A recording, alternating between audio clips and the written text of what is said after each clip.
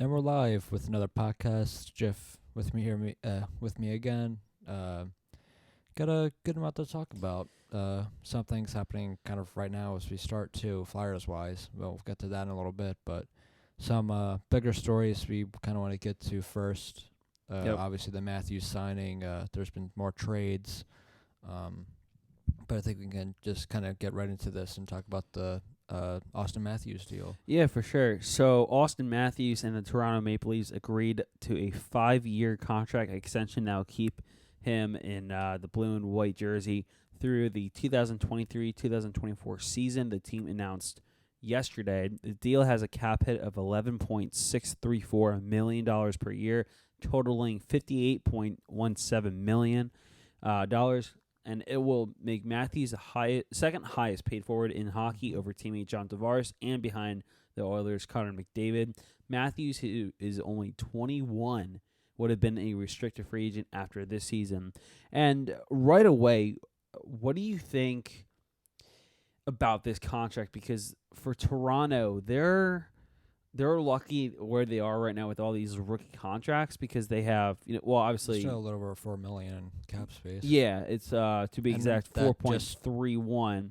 And the only one they would like to worry about is Marner's contract. The other ones they can just do little contracts for. Yeah, that's true. Even a player like Kasperi Kapanen, Yeah. who I think is going to be a future player for the Mhm. Leafs here on out, I think he's going to get a decent contract. It's obviously not going to be anything like the Matthews or what Marner should get, but it's it'll be a little something. But yeah, so right now, like we said, the Leafs are at $4.31 million for their cap space. Majority of that's going to go to Mitch Marner, though. Yes, no, I agree with that. So then now He the might get, question like, is Kapanen might get like $1 million, $1.5 million maybe. for 2-3 years probably. Yeah.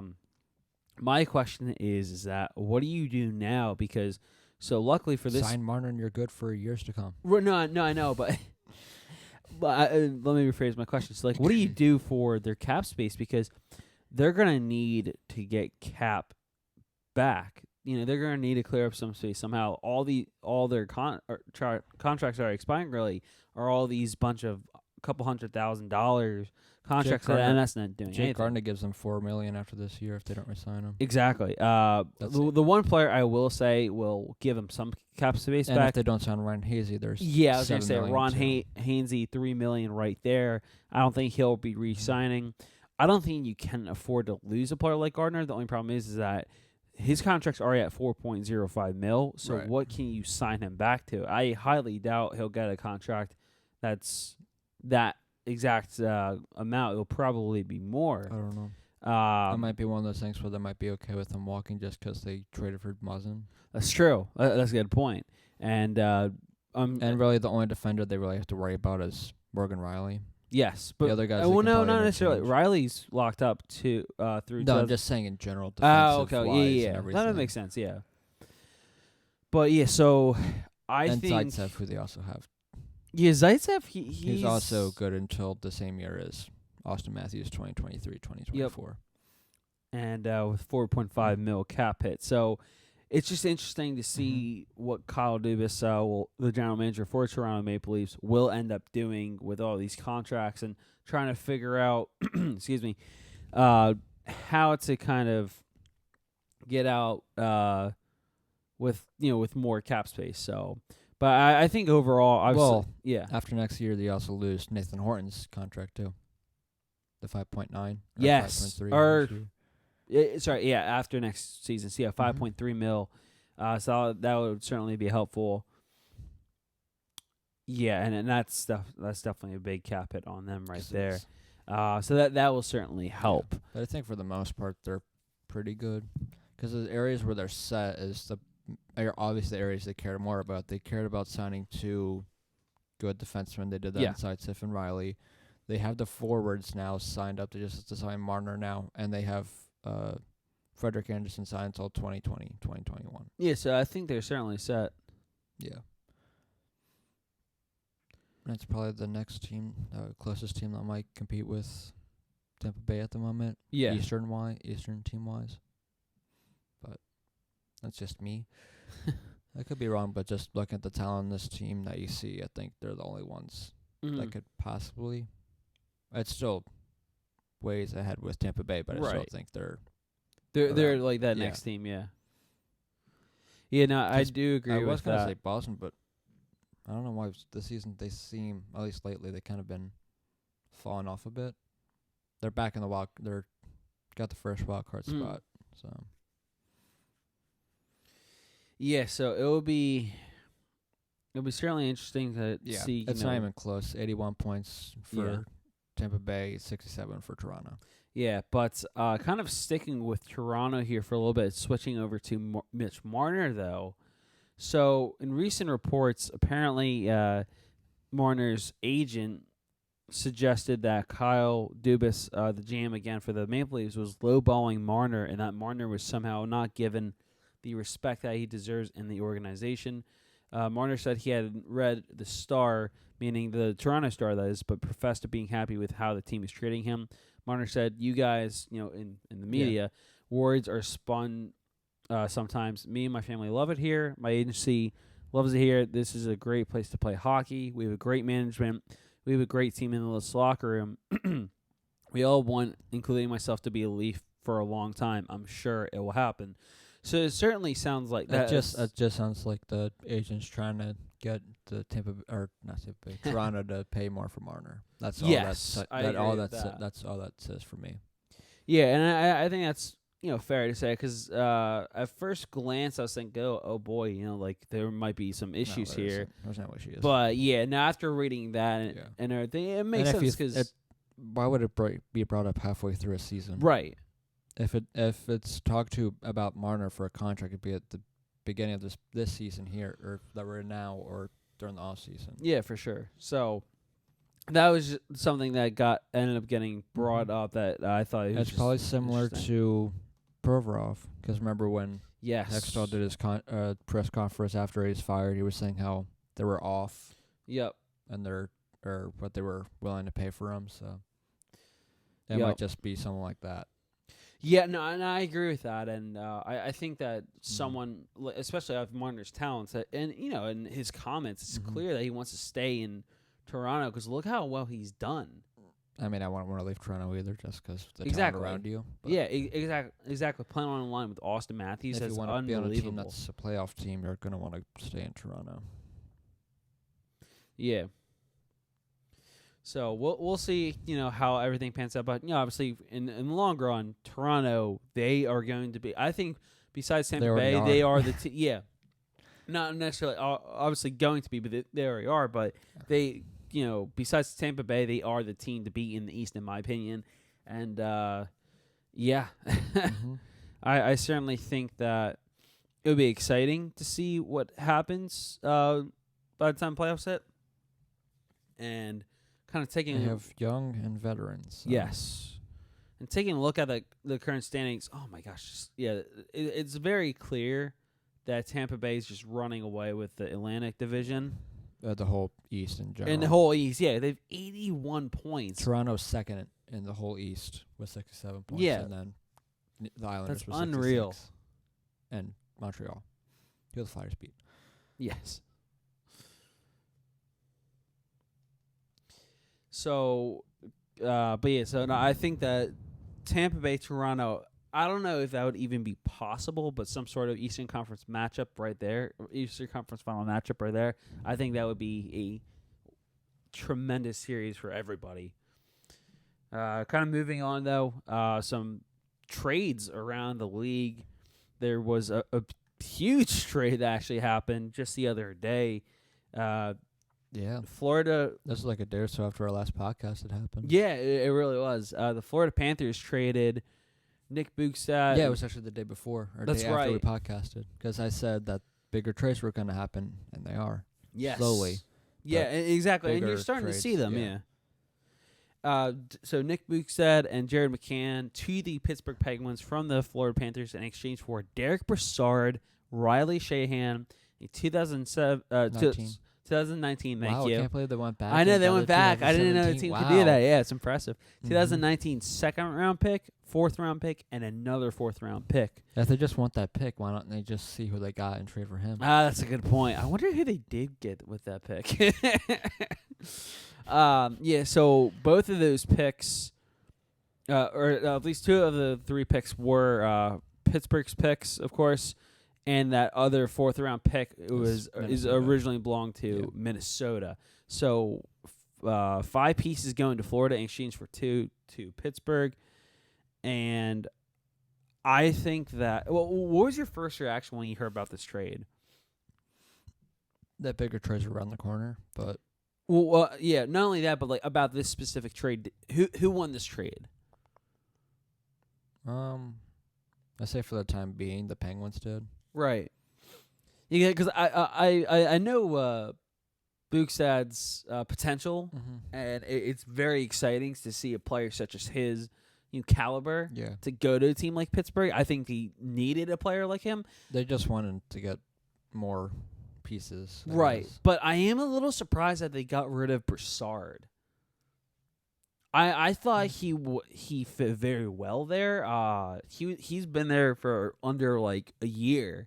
Right. Because he got traded there last year. And I thought that would have pushed him over the edge to kind of compete, but obviously not. Sheahan, he's always been an interesting player to me. He started his career off in Detroit, did rather well there. At least I thought he did. But when the Penguins picked him up, I thought that was another good depth move. Right. And that's also what this trade shows. It's all about depth. I think it was also a Contract? no, for the Panthers making this trade was like a what's the word I'm looking for? Like kind of preparing for the future type of move. Because they got 3 picks out of this move. Well, that and also fuck. Shit. It'll come back. Yeah. I hate when that happens. That's literally the worst moment. Kind of like a gut punch kind of thing for the team. Mm-hmm. They kind of not really blew Kind of up. like a wake-up call? Yeah, kind of what the Flyers would do if they were still struggling, but Yes. which they probably still will do, but you never know. But still, I think this is the Florida's kind of thing because everyone's expecting them to be better, and Bukestad, I'm assuming, was a part of that. So Right. No, that's fair.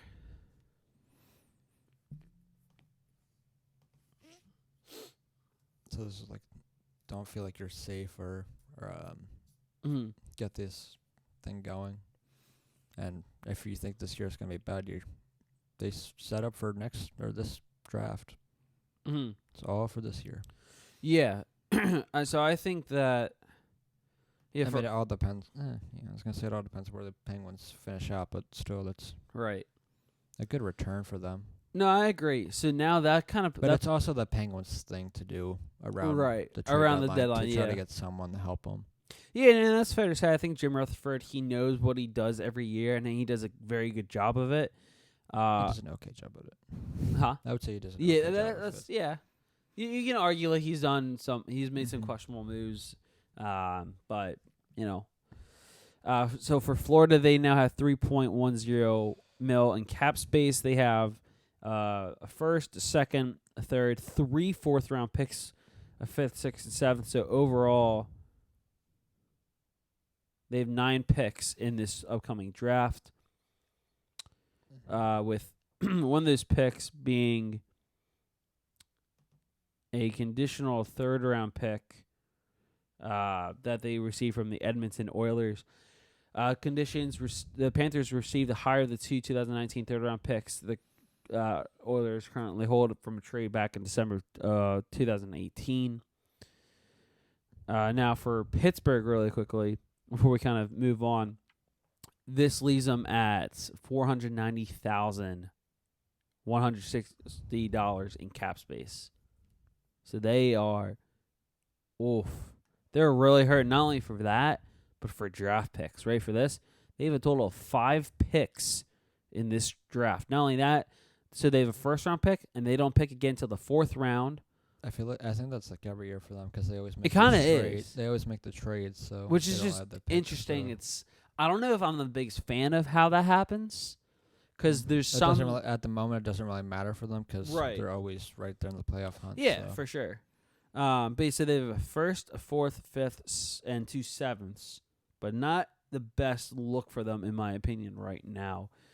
And then today, Brian Boyle from the New Jersey Devils. There's been rumors swirling around his name on whether or not he might be traded. He said he liked it there in New Jersey. Unfortunately for him, his new home will now be Nashville with the Predators for a 2019 second-round pick. That's really unfortunately. Yeah, no. Well, I meant I think New Jersey did it because this is probably going to be his last year, and they thought, let's get him to a playoff team. Right, and a chance to win the cup. Yeah, Nashville's a team. It's I would say it's that'll be there. Around it is. It's a great case for a player like him, a chance to win a cup and go to a playoff team. I'm saying it's unfortunate because he really liked being in New Jersey. There, He wanted. He didn't really want to be traded, but exactly. But they didn't have to trade him because you're not making the playoffs. Yeah. But here's what shocks me. The Devils got a second-round pick for him. Yeah, that's shocking. Nothing against Brian Boyle. He's a great player, hell of a penalty killer, but not what he used to be. Right. No, I agree with that, but my I would thing... have given him a 4th or 5th, maybe. Yeah. Even then, I don't know. Maybe 6th. 4th or 5th, I would definitely give him that. It's just... Yeah. This kind of surprised me quite a bit. He's having a decent year so far with New Jersey. 19 points in 47 games, 13 goals, 6 assists. Last year, actually, he's projected to be on pace for one of his better years in quite some time. Last year, 23 points. His career high was his second year with the Rangers back in 2010, 2011 when he was 26. He had 35 points that year, but I think that this is a good trade for the Predators. I don't like the fact that they did give up a second-round pick. I like the player that they're getting in return for Boyle, but again, I think that I don't know. Well, at least for me, I think that this gives them a lot of depth and help on their penalty kill for sure. And honestly, I guess injury problems too. And injury problems have been a huge factor for a lot of teams, but especially the Nashville Predators. For some reason, they've been just, I don't know. I don't want to say cursed, but at the same time, it kind of feels like that with injuries. That they've had unbelievable amount of injuries throughout this whole season. Yeah, and just kind of looking at their injury report here, they have, at least last updated was 2 days ago. Kyle Turris, Mika Salamaki, and Zach Ronaldo are all on the injured reserve. So Kyle Turris is a big one. Yeah, Turris is huge, but they've also lost players like Roman Yossi earlier throughout the season. P.K. Subban. P.K. Subban, Pekka Rinne, Ryan Johansson due to injury and also suspension at one point. I want to say Forsberg too. Forsberg for sure. I remember seeing his name there. Yeah, so it's certainly tough, for that to happen. Mm-hmm. I guess it also helps Nashville veteran-wise. Yes. Yeah, veteran-wise, I think so. Because, they have a great team, and the majority of their players are relatively young. He's the second oldest. Yeah.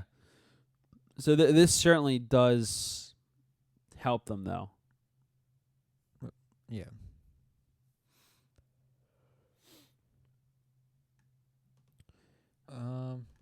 There's something else. Oh, yeah.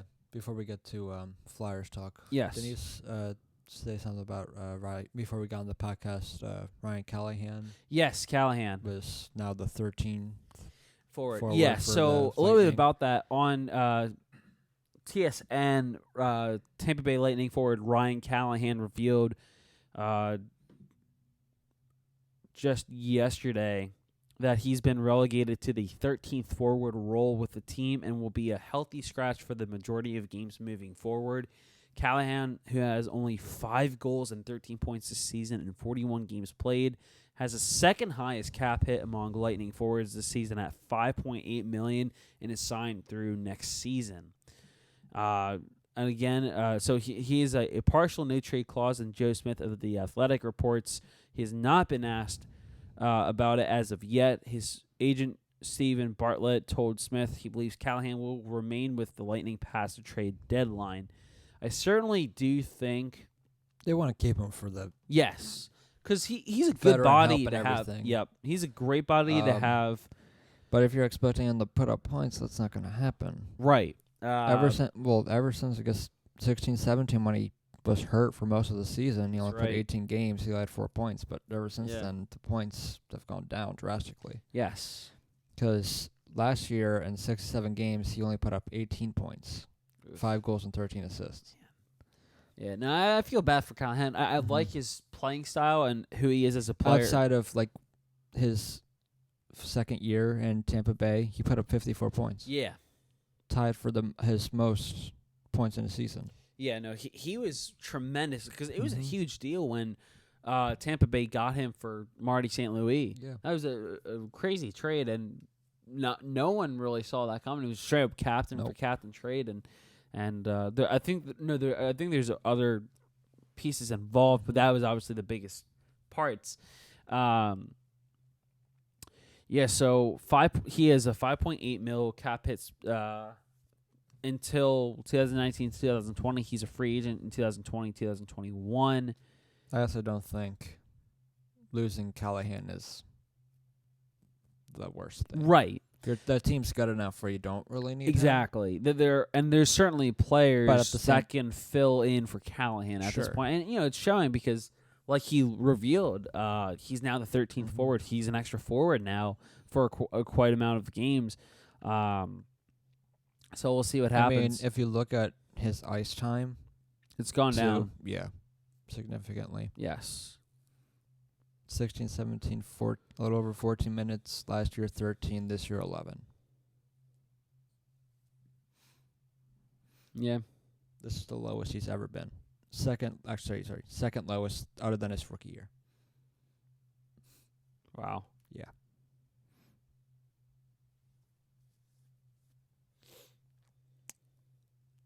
I mean, you still want the piece there, but you see. We'll see what happens. I wonder if he... do you think he retires after this year, or do you think he tries one more? That, I'm honestly He's not 33 right now. It's probably a good year left in him, I would think. Yeah. Yeah, I think that he at least has... He's obviously not going to get the contract. No, I think what could happen is if Tampa Bay, I think they might try to trade him. Mm-hmm. If they can't let that happen...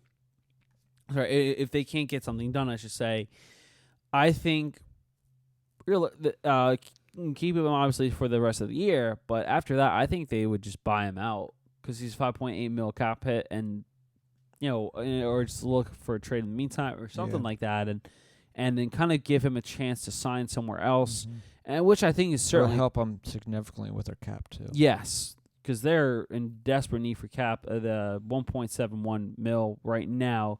But and plus, Callahan, I think he can still play, and he would need to kind of go towards a younger team. At least I think so. Obviously, I don't know if he would want to, but kind of like remember when Yager went to the Florida Panthers? Yeah, he did great there. Yeah, he did great, and he was a veteran leader there, and he really helped bulk up the younger players' games. Something like that situation. Yeah, didn't they make it to the playoffs with him, or were close? I think they did make the playoffs. Yeah. That was a year I think that they lost to the Islanders in 6 when John Tavares scored the double overtime game winner to win the series. But something kind of like that. I guess, but at the same time, this is a young team. Yes, and that's true. And let's expect this is a young team if you're thinking about it. Yeah, no, that's definitely a good thing to bring up and even mention. This team is, actually, their average age is 25, So forward-wise. Defense, it's forward-wise, 28. yeah. But even defensive-wise, it's not that bad. It's only 28. It's not great, but it's not terrible. So we'll see on what happens there. Yeah, but so I think that'll be Their average is just 26.2. okay. That's interesting. So 26. Yeah. Still, that's young. Yes. Oh, yeah, for sure. Some other things before we kind of get The other weird thing is that he's an alternate. So Yes. it's weird to have your because you can see he has some type of veteran leadership yes, with the team, but yet he's going to be scratched. So my question is, I don't think they would do this to him, but yeah, no, I feel like that would be a rough move. But honestly, I don't see Tampa Bay doing something like this where they would remove the A from him and give it to someone else. who would they give it to? Right now, actually, Surprisingly, at least Cap Friendly is only showing 1A. and it's Yeah. for Callahan. which I is would very say Hedman then or McDonough. Hedman for sure, probably McDonough, or even someone like, or no, I've seen Andre Palat have the A before. I don't know why it's not up here, but even or Kucherov. Oh, true. Kucherov could. Yeah. So at least that's what I'm thinking there. I won't get into like two quick topics here, kind of around the league stuff. Joe Sakic, the GM of the Colorado Avalanches, he will absolutely not trade any top picks or prospects, according to Adrian Dater. They have really fallen off, Colorado. They have. They started off great, and now they're not even a playoff spot. I know, it's unreal. So, but Dater, But that also kind of shows you how weak the West is right now. Yes. So I think that Because we were talking about this in our last podcast, like some of the bubble teams that are still in it, and when you think about it, it's like the West right now is kind of. it's falling apart. I don't know if it's that or I don't know what's going on in the West, specifically in the Pacific. Yeah, that's a tongue twister. But yeah, so because it's kind of that It's second. weird to also think St. Louis is right there. Well, yeah, that's what I was going to bring up. Is the second wild card is Vancouver right now, 54 Mhm. points, and look how many teams are like right there. Right. St. Louis 53, Colorado 52, even teams like Arizona, Edmonton, Chicago, and Anaheim. They're all tied for 51 points. The only team that's kind of out of it, but not really, is the LA Kings. Right. But it seems like they're way out of it, but at the same time they're not. They're only 6 points out of a playoff spot. It doesn't seem like it, but it is. Which is just interesting. Yeah, I think they're out of it. I think so too. But if you're looking at just like points wise, they're only 6 points behind, which is just bizarre to think about. Anaheim really fell too. Yes, Anaheim. They got clobbered. They do have Ryan Kessler back. It helps them a little bit. Yeah, They but got him I back. still think that they're kind of a lost cause at this point for sure. Yeah. Arizona's still there. Yeah, but Arizona, they're losing another player because Alex Goligoski failed a concussion test after being boarded True. by Dallas's Brett Ritchie on Monday. He'll be Speak- tested again today. This is yesterday, sorry. They now have 8 regular players currently out of the lineup in Raanta, Demers, Chikrin, Goligoski, of course, Schmaltz, Grabner, Richardson, and Christian Dvorak. So they're really hurting right now. But say that season ends now. Look at some of these teams that would be in the playoffs, both Eastern or Western. The Islanders first in the Metro, Montreal in it. Yeah. No one would expect either one of those. Vancouver, Calgary be number 1 in the Pacific. Actually, Yeah. number 1 in this West in general. Ooh. They quietly became the best team in the West. According to Darren Drager, he's hearing that Nashville is not done yet. Stay tuned. Well, they have to compete against Winnipeg, so Yeah. But my thing is does that mean they're getting something else Wayne done Simmons. today? Like a Wayne Simmons trade. Robert Hegg. I don't want to talk about it. I mean, we can talk about that now, I guess, Yeah. since you kind of brought that. So, I guess earlier, the other big thing that's going on now is the Flyers still have the NHL's best winning streak going right Yeah. now. 8 games. 8 games. Remarkable. Carter Hart. Can we just praise him for a second and talk about how good he has been for this team. If you could look back to when he was first called up. This is the difference from the beginning of the season because the Flyers had been bad, but they were also playing with bad goaltending. Yeah. So there was nothing actually to back up to help them try to get back into the games. Now they have Carter Hart playing well. They haven't, even in this winning streak, they haven't played the best hockey. Some of the games have played well, and other games they struggled. Like against Edmonton, they should have lost that game. Yes.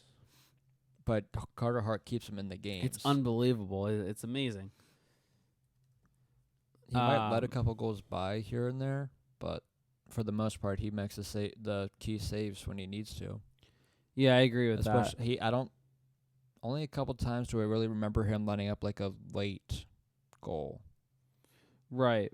In a game. Against Florida, he did. In Florida, when they lost that one. That's the only one I can think of at the moment. Yeah, that's also just him playing better now. Just his confidence growing. Yes. Oh, and you can see it. Like, Which also sucks is that he's not playing tomorrow. Yeah. So I want to be Should surprised. be Stolars, yeah. I want to be surprised if the streak ended tomorrow. But at the same time, we're playing the Pacific, and the Pacific isn't the hardest. Well, the Flyers, they have a pretty long homestand coming up. That's right now. They're I meant like throughout the next few. The whole month. They only have 4 away games. Yeah, because they have 3 more home games coming up in a row. On the stand. Versus L.A., Anaheim, then Pittsburgh. They go to Minnesota. They come back home it's a home-and-home series against Detroit. First in Philly, then in Detroit. Back home against Tampa Bay, at Montreal. Then they come back to Philly as they are at Lincoln Financial Field on the 23rd of February against the Pittsburgh Penguins in the Stadium Series game. Then they have a game 3 days later against Buffalo at home, and then That's after the trade deadline, too. After the trade deadline, yes. And then they close out their their month of February against the Blue Jackets in Columbus. What is their home record? I know for the most part their records are identical home and away. Yeah. They're slightly better home. Their home record's 13-10-3, away 11-13-3.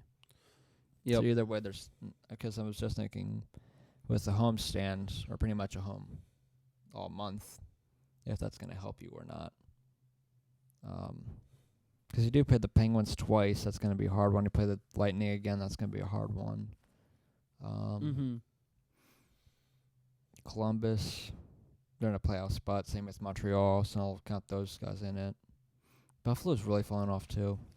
Yeah. Ever since their winning streak, they haven't really been able to come back. Yeah, I think that Buffalo is a team that definitely needs to add some sort of piece to get back in the swing of things. The 3 points have a playoff spot out of the second wildcard spot right now. Columbus is clinging on to that one with 61 points. So, but it also making me think because Chuck Fletcher has said that Felix Sandstrom and one of their other young goalies were going to come to the Phantoms next year, which makes a big question of what happens with the Flyers goaltending. Yes. And to me, I wonder if that means, well, I already think it's the end for Lyon here because he's not Lyon, I think his case is done. And I honestly think Stolarz might too. I think they sign a goalie and then Hart's the backup. And then you have the Sandstrom and Hart being the 1-2 punch. Nah, not in the Phantoms. Oh, I'm sorry. Are you talking about Phantoms? Yeah. Oh, I got you now. Sandstrom for sure. Hold on. Where am I looking?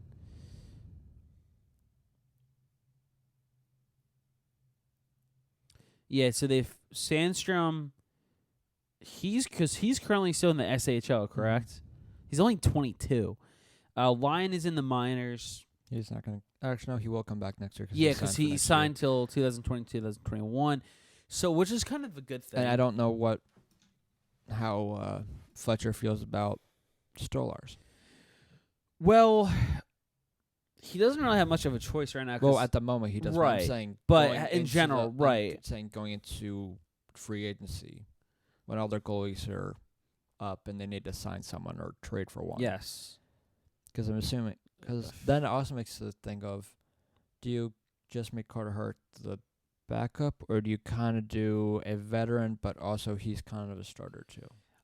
Honestly, it might sound crazy. It depends on the veteran goalie that they get. Right. If they get someone, I'm not saying they will. If they get someone like Sergei Bobrovsky, it's going to be obviously Bob, But if it's someone who's like a pretty solid veteran who can help the team and help coach Hart, I think you could see Hart kind of being more the starter. They'll get a decent amount of splitting time together, but I think you could see Hart getting a little bit more of the games than whoever they would sign. Mm-hmm.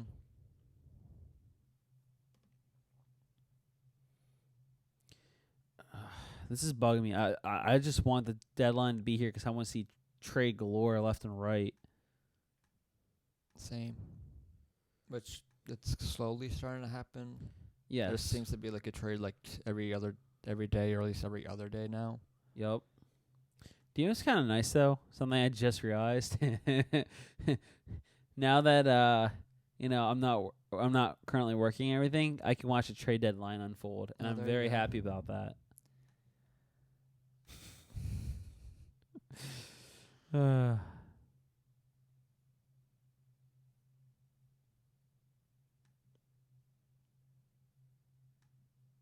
Oh, nothing too big, but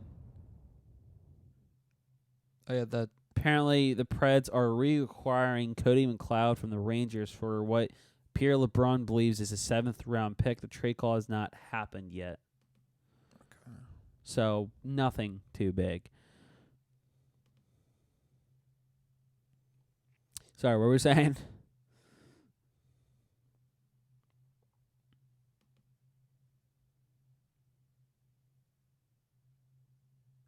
I think it was Fedotov, the other goalie.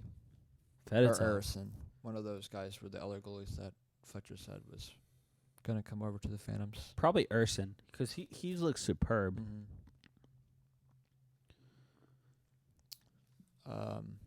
But there's also, because I kind of teased this at the beginning of our podcast, that stuff has been going on right now, which there hasn't really been much updates on, at least on the Twitterverse. Yep. But Yuri Laterra has been placed on waivers today. Yeah. So that's kind of big for them there. Yeah, which that makes you think. I think is Knack coming up? Knack. Taking a look at the non-roster forwards, meaning the players on the Phantoms, you have realistically the players that could possibly call up. It's honestly the best option would be Nicholas Aube-Kubel, who's had prior experience in the NHL, or could you see someone like, I don't know if this is possible, someone like Carson Twarynski, or even Myers. Phil Myers for sure. Myers, you have Myers, and then you take out like Folan or someone. Yeah, I would love to do that. Or even Justin Bailey. Sure. Because Bailey's been doing pretty sharp with the Phantoms. Mm-hmm. Also, Pierre at practice, I don't think it was a optional skate, but Robert Haig was not skating. Yes. Or at least not at practice.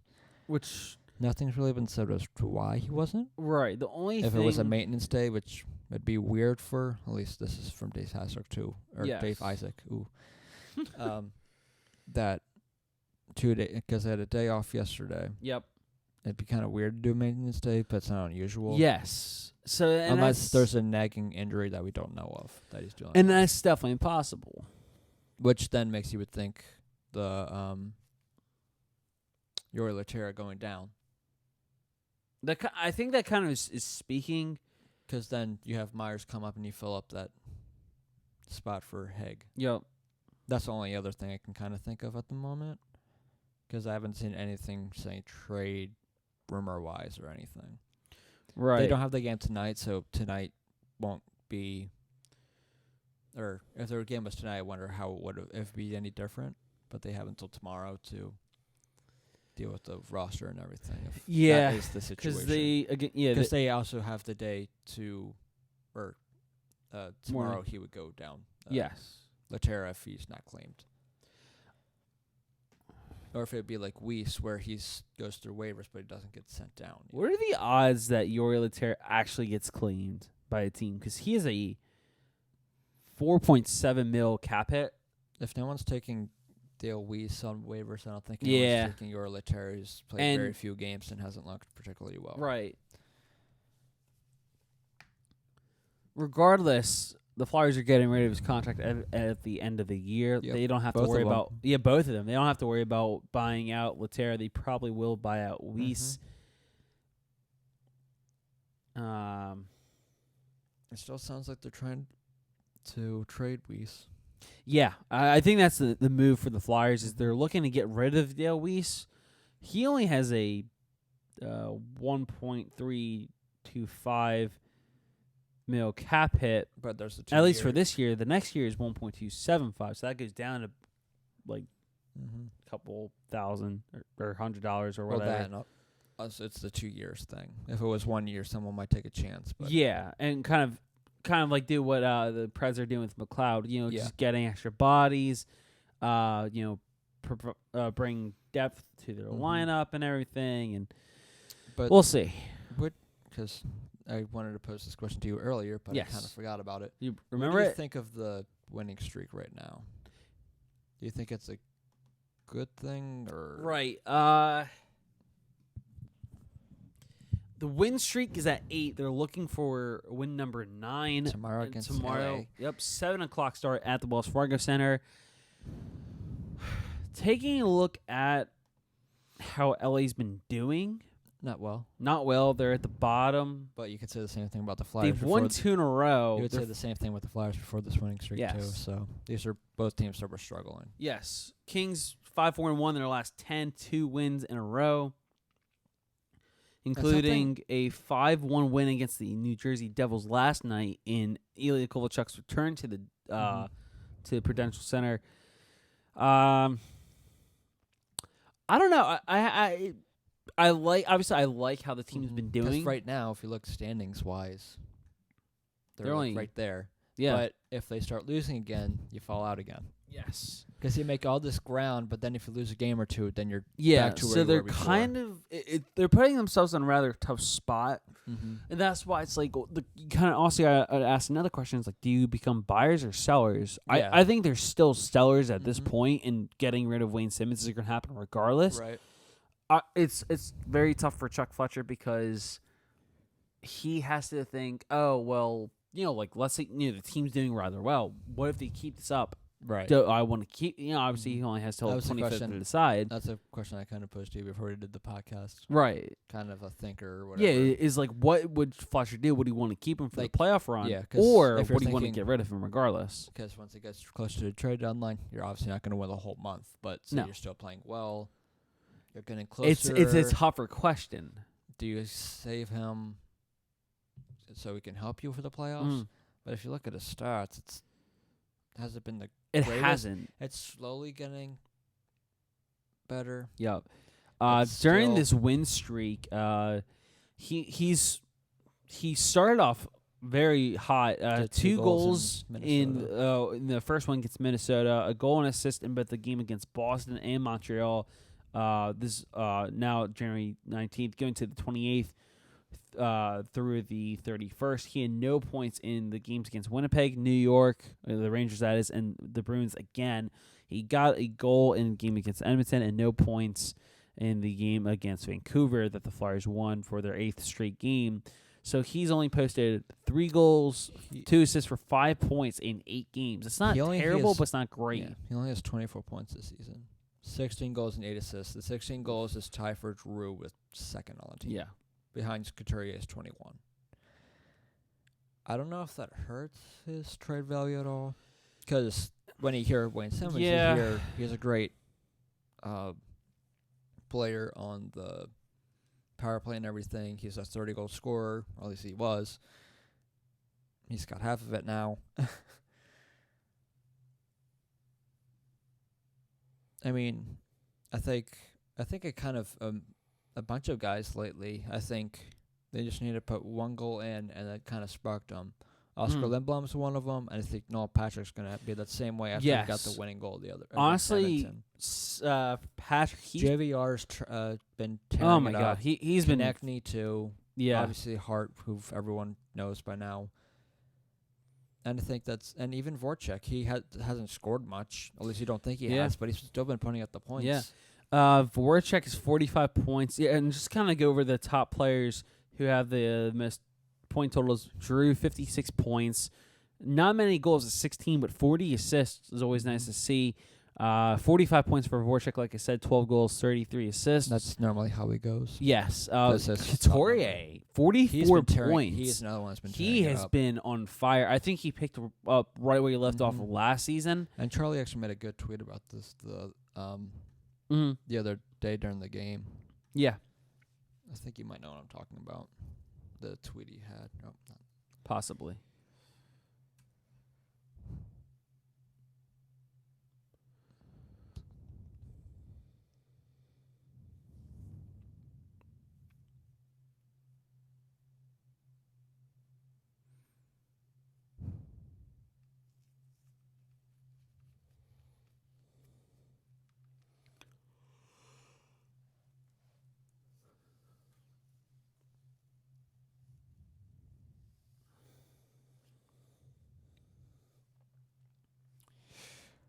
But yeah, the young players and everything have been really stepping up, and I think for the most part, it's kind of been turning around, especially Oscar Lindblom. He's getting more opportunities on the power play now. And I'm really thrilled with his play lately. He's not playing on that fourth line anymore. Yep. But still, it's good to see after this that some of your depth kind of guys are starting to turn it around. Oh, yeah. Or at least starting to produce. So you don't have to rely so heavily on the younger or the veterans, your first lines. Exactly. And that's what's kind of nice about this whole thing. And I found the tweet from Charlie O'Connor. Okay, go for it. He said, it's really unfortunate Couturier got hurt in August and wasn't himself for the entire month of October.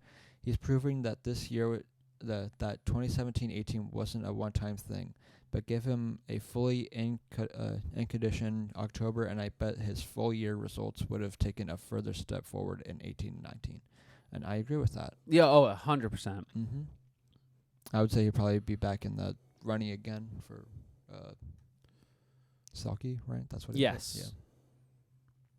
That's the one thing I was focusing on too when the two games the Flyers play against the Bruins. Him and Bergeron, because those guys are the two. They're always arguably the two favorites. Best forward defensive kind of. Yeah, two-way players. Yeah, or two-way forwards, I should say. No, I do agree with that because Bergeron. It honestly felt like he just won it every single year. But and the one game where I got the hat trick, I'm like, okay, Couturier outplayed him a lot in this one at home. But I was like, okay, let's see how it goes when it's turned back in Boston. Yes. And that one, it was a little more even play, but it still give the edge a little bit to Couturier. Couturier for sure.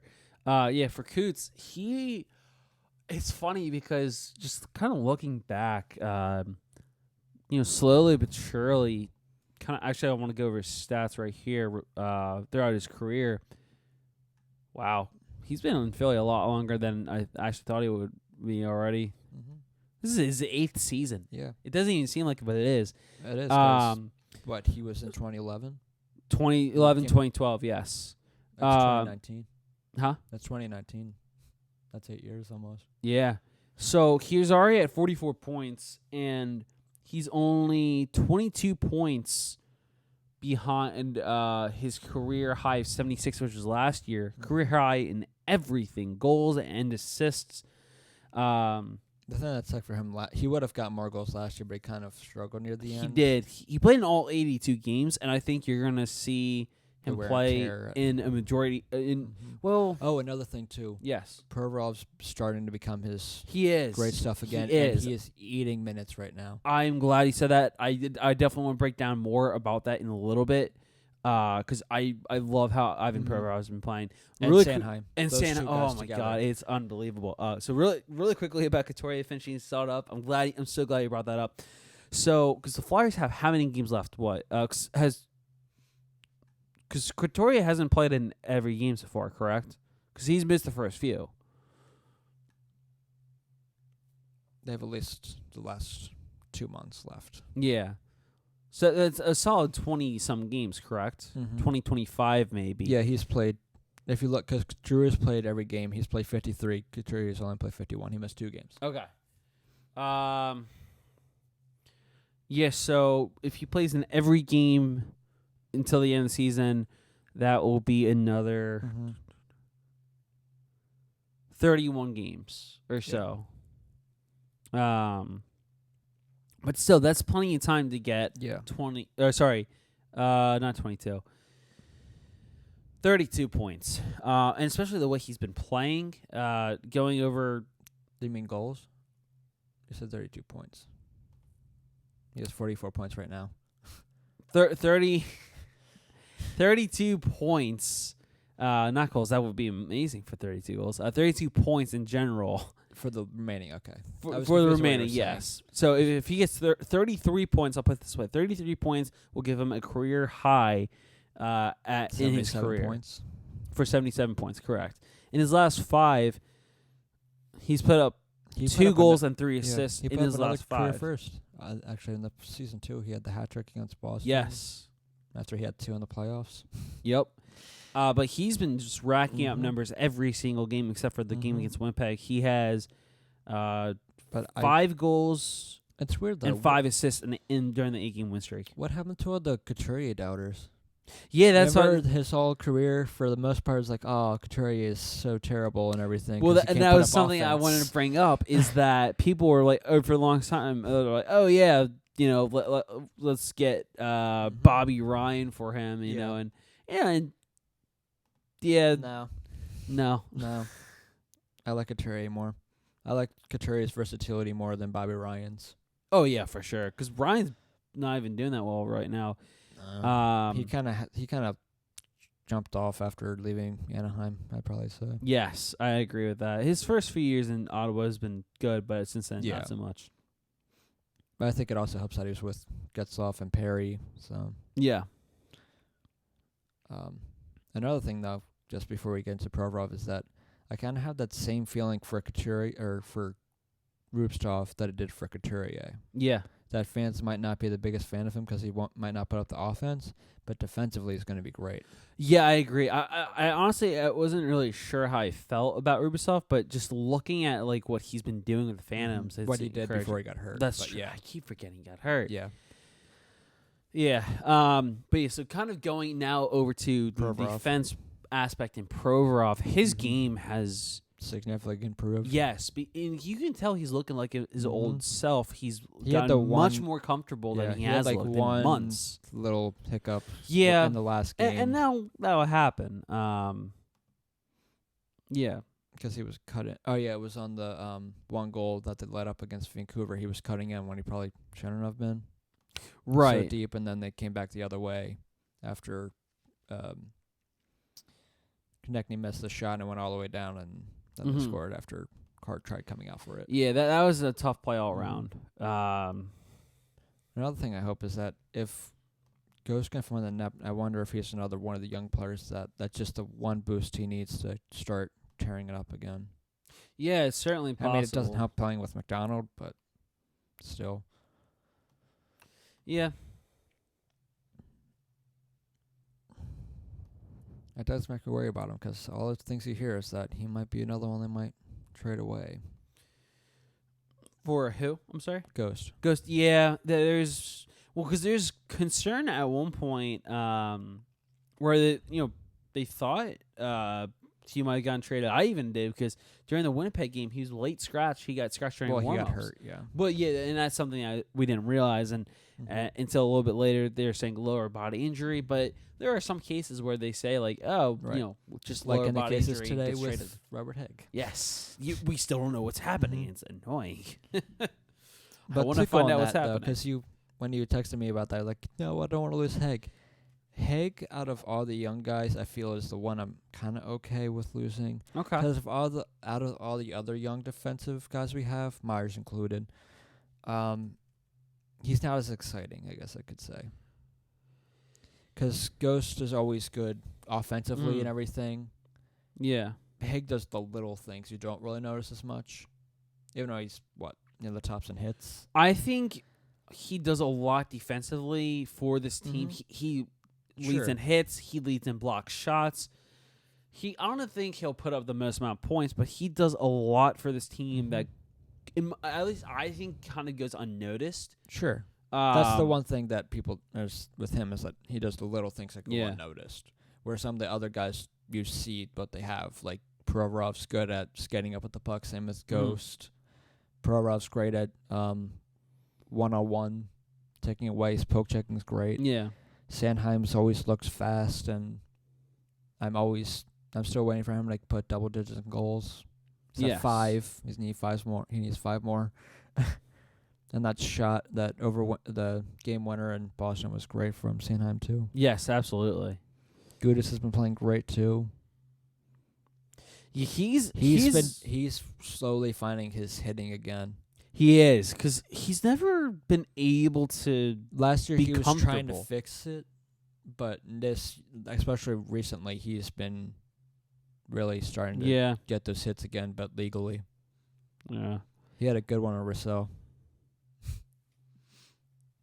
But he did. Yeah, he did.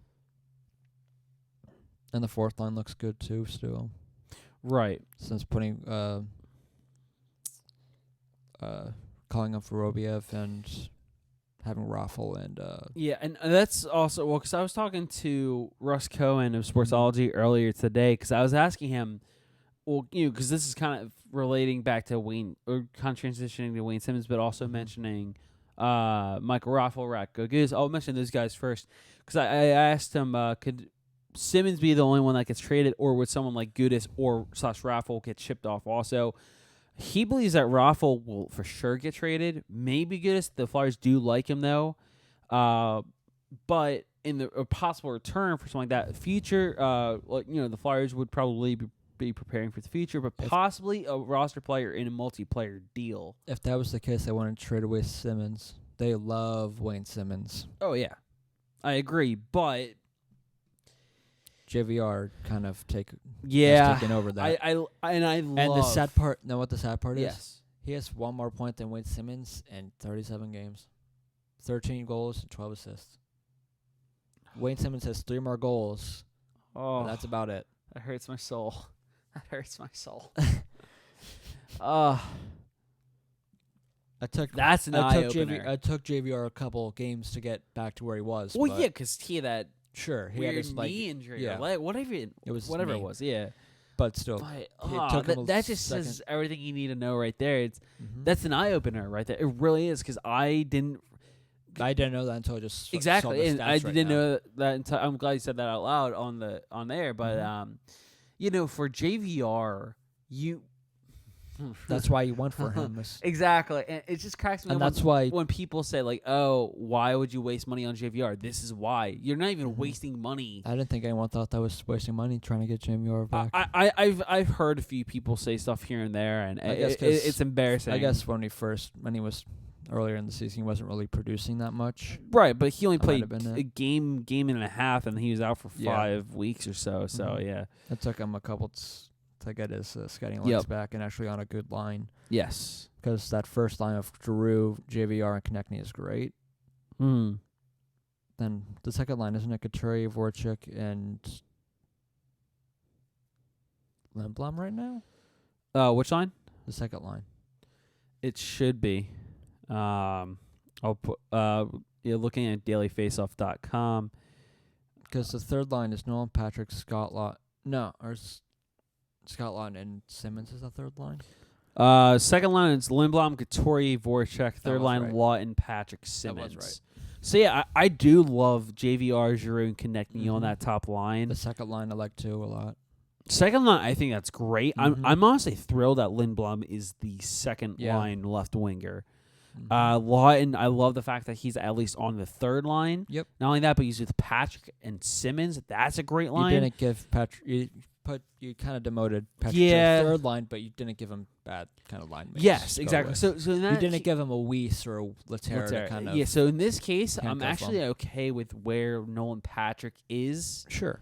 But not only that, but I think it kind of takes a little bit of the pressure off of him. Sure. I mean, because I guess it kind of helps that they separated Giroux and Couturier. Yeah.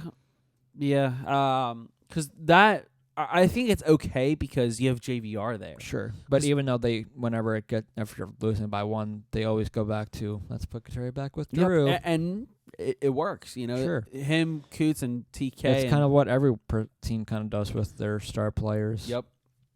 The Penguins do it with Malkin and Crosby. The Blackhawks always did it with Kane and Taves. That's right. And then the fourth line, Raffle, Vorobiev, and Veroni. I think it helps that you don't have the anchors of Laterra and Weiss. Yes. I think Fletcher saw that, like, this is a problem. Yeah, these guys are slowing us down. Yeah, I agree with that. That's it certainly was becoming a problem in my opinion. Know what else I realized? It's February. It is. That means 19 days. Sam Morin's coming back soon. And that too. Oh my God, I didn't even think about that. He's supposed to come back this month. He is. I'm so excited. I didn't even think about that. Mm-hmm. That just makes me happy. That's another one. Or when going back to the Haig thing, he does the body and everything. Yep. But Haig's always the good person to block shots and everything. He's going on the PK. He's a big body. He's probably the biggest body in the NHL besides I'm still waiting Zdeno Chara. He'll get into the face of people. And Bufflin. I'm still waiting for him to drop the gloves one point. He Oh, always gets in the faces, and he's always in the scrum, but he never actually drops them. Haig? Yeah. Yeah. I think one of these days he's just going to snap. He always has that smile on his face and everything. Yeah. Oh, speaking of smiling, did you see how after Hart made that unbelievable save against the Canucks, someone was in his face just staring at him, and he just had that I've noticed it a bunch of times. That awesome smile right back, and I've noticed you just can't help but laugh. I love it. I've noticed that a bunch of times with Carter Hart. Whenever Whenever they show him at net, there's a couple times where he's just chucking or laughing or smiling, whatever. It reminds me of the time when... That's so weird. Know what else is weird? What's that? Carter Hart right now has played the most out of any other goalies this year for the Flyers. That's 16 games played. Wow. Brian Elliott played 14, Stolarz 10, 1 for McKenna, 7 for Neuvert. Yeah, that's crazy. But it's going back to Hart. It's just like it's good to see him having fun, but like that smile where he's like, yeah, I just exactly. It reminds me of back during 1993. I think it was during the Cup Finals between LA and Montreal, where Patrick Waugh was the goaltender for the Habs at the time, of course. Late in overtime in Game 4 with LA carrying the majority of the play, Thomas Sandstrom went in on a break. This is before he said, I'm not playing for you anymore and trade me. Patrick Waugh. It had to have been, yeah. It had to have been before because it was after that he said, because that was the one game where he let up so many goals. That was against Detroit. That was against Detroit, yeah. But yeah. He's a weird guy. He's an interesting fella. Yeah. But yeah, so he stopped Sandstrom on a breakaway, and after that, as Sandstrom was skating through the crease, he just gave him a nice wink, and the camera caught it. It was caught on camera. It was the funniest thing ever. But that's what it kind of reminds me of a little bit. Like you can see like that he's having confident fun with it. and he's having fun. And this is good. the one thing the Flyers for years have been missing. Yeah, they had everything else except for the goaltending. Yeah, now they have the goaltending that everything else is kind of it's falling in place, and I love it. Which is why I'm kind of okay because again, on paper, this team. As a playoff team, they're not a deep or depth, I would say, playoff run team, but they can make the playoffs. For me, I think with this winning streak, because I don't think I actually answered what I feel about this winning streak. Right. I think it's, at the moment, it could be good, but if trade deadline-wise, it's weird. But I also want to go off of kind of how we were last year. Yes. Because last year, because it's February now, last year, February, the Flyers were great. And then near the end, they kind of struggled and just barely made the playoffs. I have a feeling that the same thing might happen again this year, but they missed the playoffs. Yeah. And just missed the playoffs and do what they do every year and not have a good draft pick. I think if that's the case, it's realistic because They went from like a 0.3 chance of making the playoffs to now like a 3.2 or something crazy like that. But still, I think it's gonna take a lot more for them to make the playoffs actually, and they're gonna still probably miss the playoffs in my opinion. But it just gotta hurt my soul because we're not gonna have a good draft spot. Yeah, but this is also a case where you could possibly. Or you hope that you could possibly get a first for Wayne Simmons. Oh, you definitely will. For this year, I'm saying, not for like 2020. Yeah, no, I know that. Because if we can do that, then I'm kind of okay with the missing out, because then you have 2 first round. Yes, because kind of going back, and you could kind of trade. You can trade one of them to try to move up. To move up, yeah. But I was continuing with Russ earlier. I said, well, after seeing what the Preds gave up for Brian Boyle, again, a 2nd round pick, what would you expect a return for Simmons be? He goes conditional 1st round pick and a B level prospect, and I think that's very realistic. Sure, because especially if you see how he's playing now, that'd be great. Yes, and I think because something that I mentioned. Because I wrote my recent article for sportstalkphilly.com, I wrote about Wayne Simmons and kind of like not only that, but how the Flyers approach the trade deadline, some potential teams and everything. And I did mention that, like, what would it take? What would the potential return be?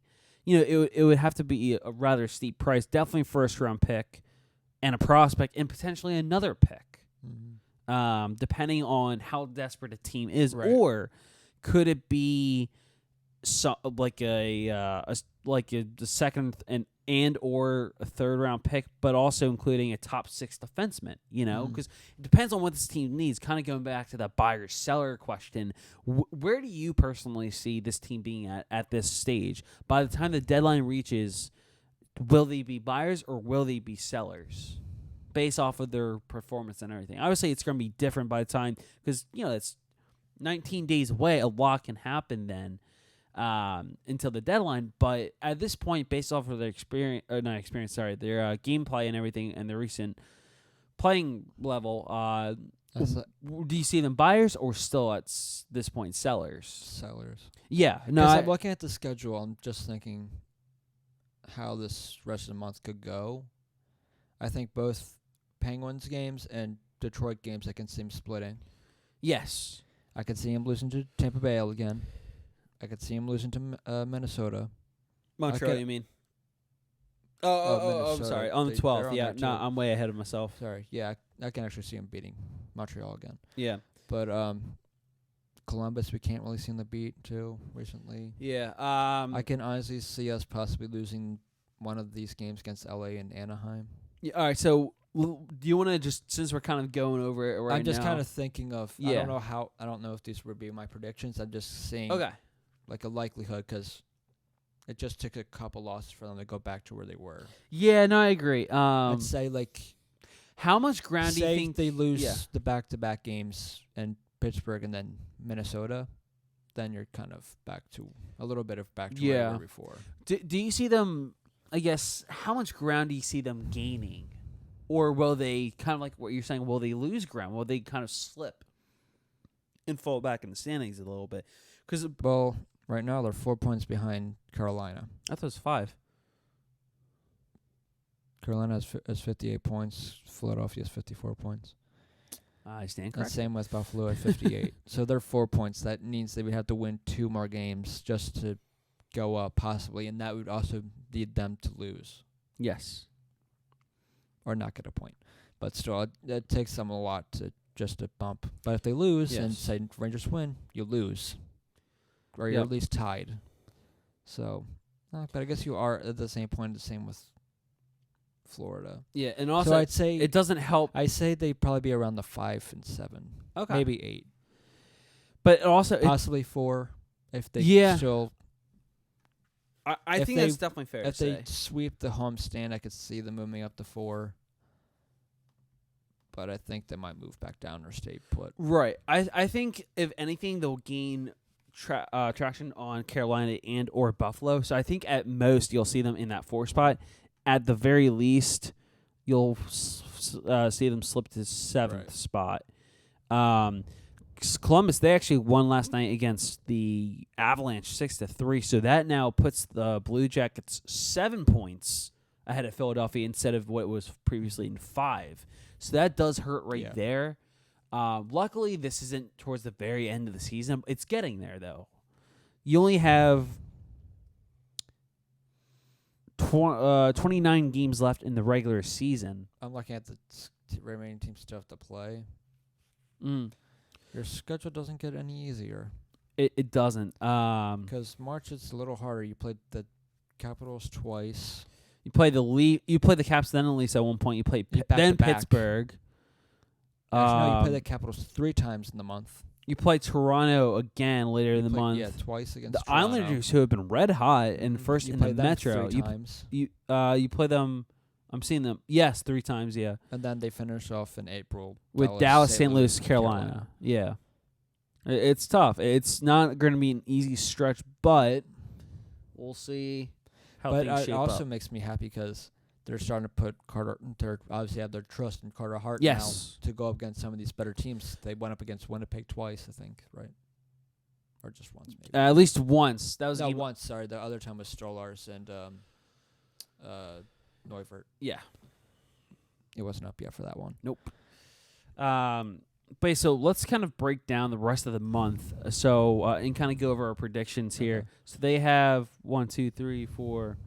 7 home games, including the outdoor game against Pittsburgh on the 23rd, and 4 away games. So in total, what did I say, 7 home games? Yeah, 7 home games, 4 away, for 11 games total for the rest of February, starting with the 3-game homestand, concluding what is a very long homestand, actually. So they got L.A., Anaheim, and Pittsburgh. Minnesota, Detroit. Detroit actually twice. Minnesota is the away game. Detroit's a home series, first being in South Philly, and then going to Detroit.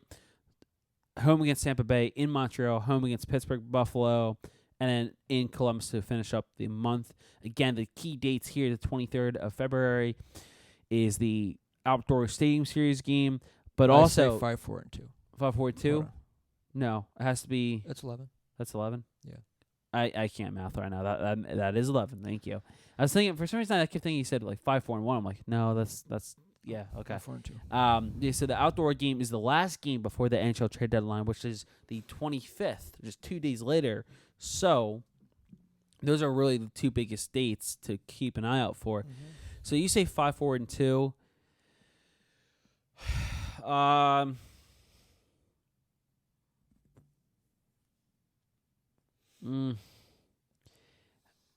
They've been. This is tough to say because they're having a. Because I'm having trouble coming up with who I think what their records are going to be and who they're going to beat.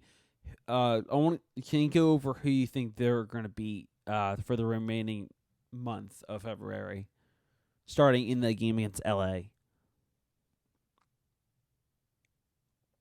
LA? Yeah. I'd say LA, one of the Detroit games. Sorry, are these wins or losses? Wins, okay. So LA, a game against Detroit. Montreal. The outdoor series. Okay.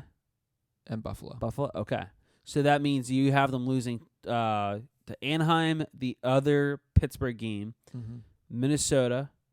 I have in the Anaheim game and in the one Detroit game they lose. Detroit. In overtime. Columbus. And then Tampa Bay? Mm-hmm. Okay. I'm stuck. I'm kind of stuck between going either 5-6 or 6-5. The teams I think they definitely will beat is LA and Anaheim. I have them winning the outdoor series game against Pittsburgh.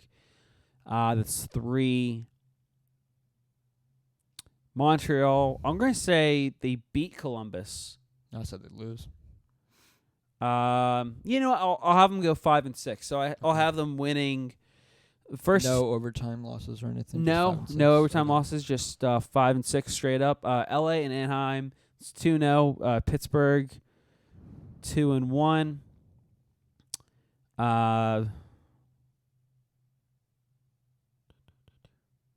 Yeah, and then they're gonna go on a little skid here, losing Minnesota, then both games against Detroit. You know what I might find? I might and Tampa Bay. Then they pick up the win column, 2 wins in a row, lose to Buffalo, and win with Columbus, ending their month 5-6. This is getting a little ahead of myself, but yeah, you're good. in Detroit, I wonder if the Flyers pay special attention to Jimmy Howard. That is an interesting opportunity because it's for them. back-to-back games. Right, He's going to play one of them. It can't hurt. He's a veteran guy. I would say he'd probably be one of the guys I would see, because you can start him sometimes, but you can also be fine with starting Hart. And he'd be a good guy, mentor for Hart. Yep. Also, update about Robert Haig. It was a maintenance day, according to Scott Gordon, so no worries there.